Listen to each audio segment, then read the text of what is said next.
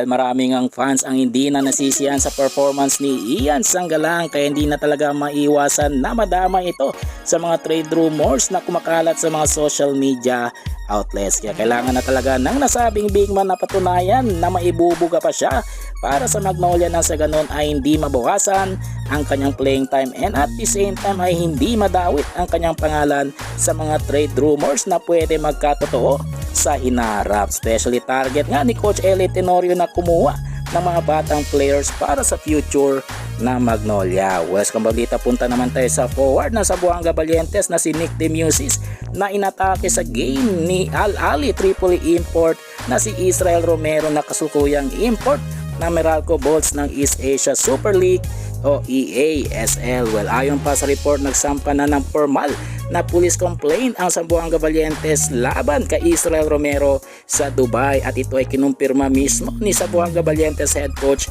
na si RJ Argamino na sinamahan si Demusis sa Dubai Police Station. Well, plano din ng Valientes na magpetisyon sa SBP na gumawa ng aksyon laban kay Romero na kasulukuyang import ng Meralco Bolts sa EASL.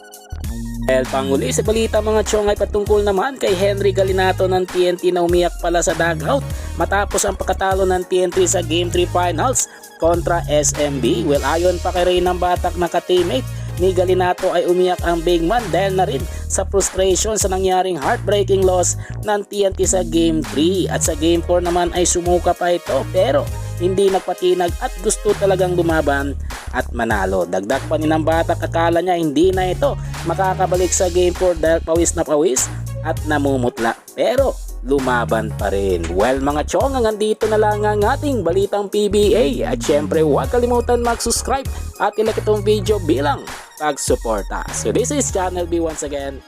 I'm out.